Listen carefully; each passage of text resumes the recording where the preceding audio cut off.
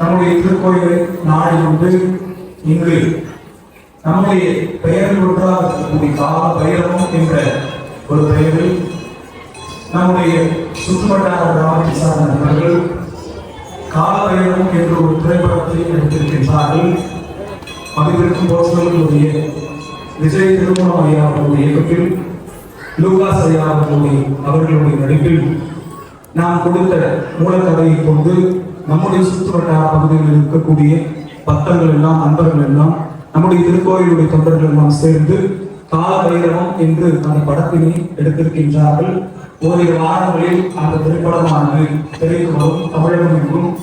எனவே நம்முடைய திருக்கோயில் சார்ந்தும் இந்த மலையை காற்றை சார்ந்தும் எடுத்திருக்கக்கூடிய அந்த திரைப்படத்திற்கு பக்தர்களுடைய ஆதரவை தேடி அவர்கள் நம்மிடத்தில் விண்ணப்பித்தார்கள்.